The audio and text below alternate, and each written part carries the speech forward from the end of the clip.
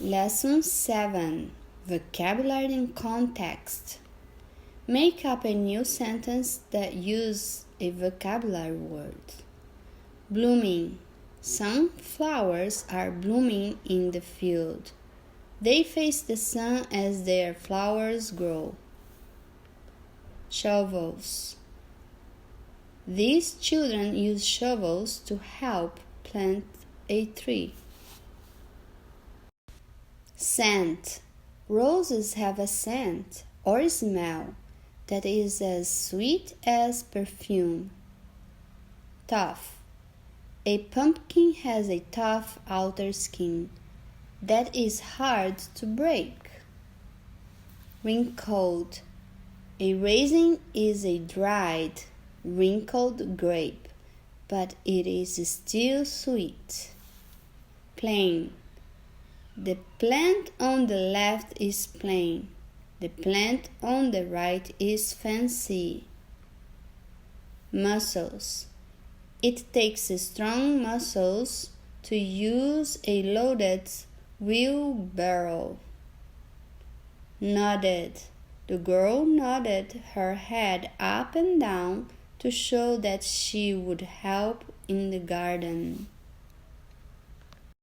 Read and comprehend. Conclusions. As you read The Ugly Vegetables, use story clues or text evidence to figure out more about events and characters. Use the clues to draw conclusions or make smart guesses about what the author does not say. You can find clues in the words and pictures. You can write the clues and a conclusion in a chart like this. Story clue, conclusion. Analyze, evaluate. To analyze as you read, think about the author's words and story events. Then evaluate or decide how the words and events help you know what is important in the story. Preview the topic. Agriculture. Farmers work hard to grow fruits and vegetables all year long. You do not have to be a farmer to grow your own vegetables and fruits. Some people have a garden in their yard. Others plant fruits or vegetables in containers in their kitchen. In The Ugly Vegetables, you will learn about how one girl and her mother grow vegetables in their garden at home. Target skill. Conclusions. Use details to figure out more about the text.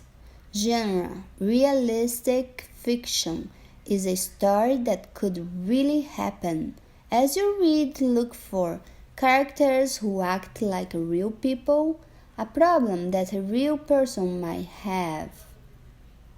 Meet the author and illustrator. Grace Lynn. The Ugly Vegetables tells the true story of something that happened to Grace Lynn when she was little. The book caused a big problem in her family because she didn't include her two sisters in it. They made her promise to put them in her other books, which she has done. Dim Sum for Everyone and Kite Flying are about a family with 3 girls just like the Lynn family. The Ugly Vegetables by Gracie Lynn. Essential question. What can you learn from planting a garden? In the spring, I helped my mother start our garden. We used tall shovels to turn the grass upside down, and I saw pink worms wriggle around. It was hard work. When we stopped to rest, we saw that the neighbors were starting their gardens too. "Hello, Irma," my mother called to Mrs. Cormoran. Mrs. Cormoran was digging too. She was using a small shovel, one that fit in her hand.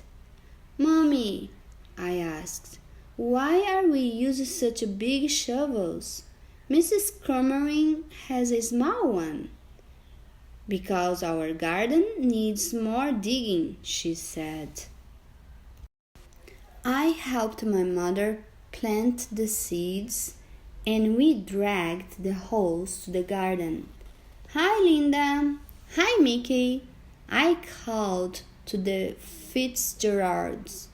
They were sprinkling water on their garden with the green watering cans. Mommy, I asked, why are we using a hose? Linda and Mickey use watering cans. Because our garden needs more water, she said. Analyze the text. Conclusions. What can you tell about the people in this neighborhood? Explain your answer. Then my mother drew funny pictures on pieces of paper, and I stuck them into the garden. Hello, Hosein, my mother called across the street to Mrs. Angelhall. Mommy, I asked, why are we sticking these papers in the garden? Mrs. Angelhall has seed package in her garden. Because our garden is going to grow Chinese vegetable, she told me.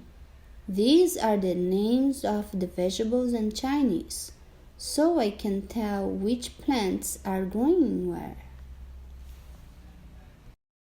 One day I saw our garden growing.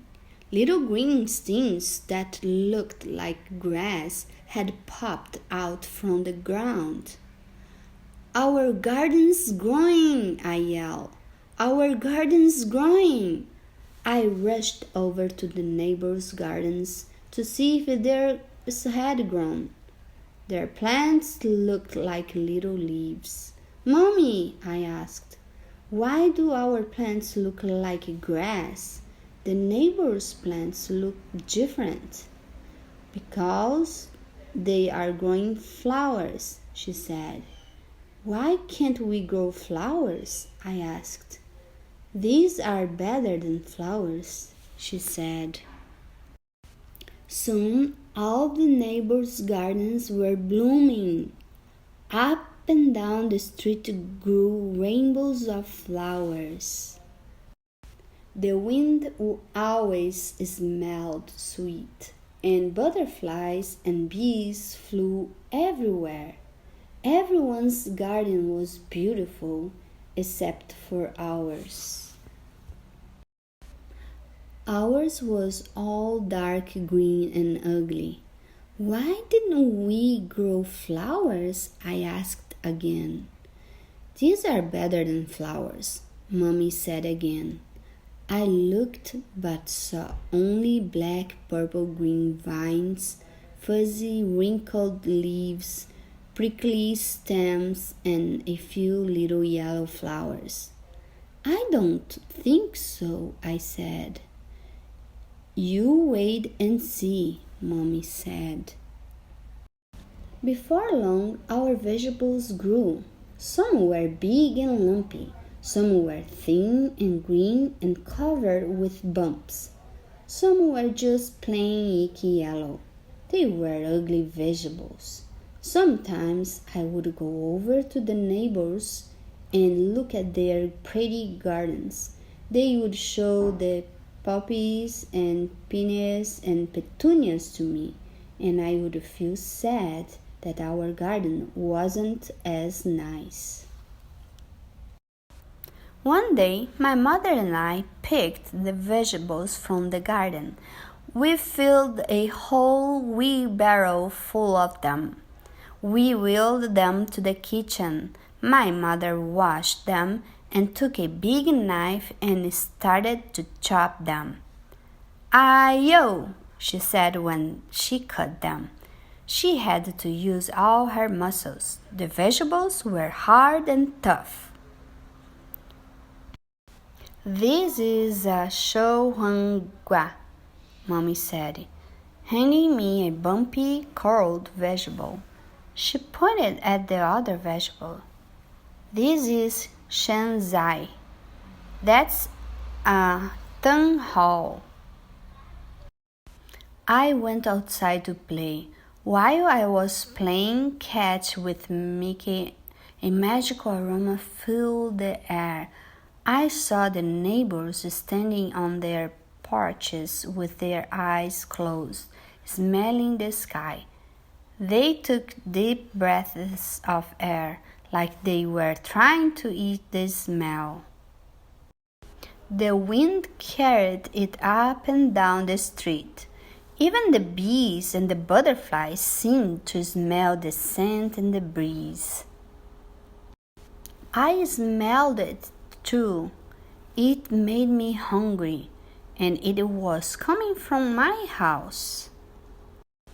When I followed it to my house, my mother was putting a big bowl of soup on the table.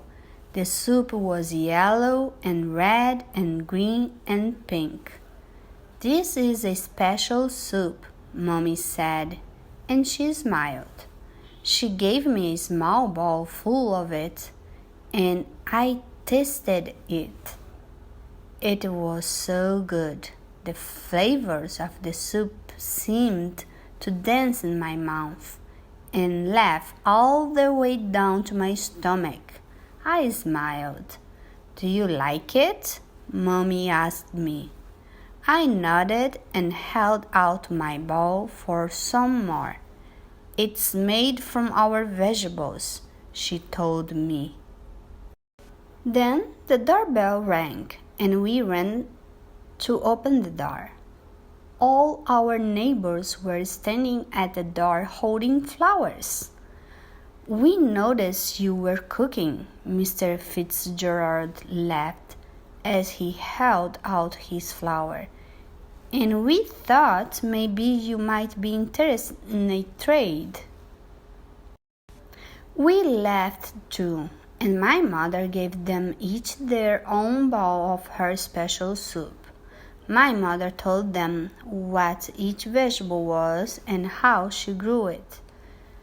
She gave them the soup recipe and put some soup into jars for them to take home. I ate 5 bowls of soup. The next spring, when my mother was starting her garden, we planted some flowers next to the Chinese vegetable. Mrs. Cromerine, the Fitzgeralds, and the Angel House planted some Chinese vegetable next to their flowers. Soon, the whole neighborhood was growing Chinese vegetables in their gardens. Up and down the street, little green plants poked out of the ground. Some looked like leaves and some looked like grass. And when the flowers started blooming, you could smell soup in the air. Analyze the text. Story structure.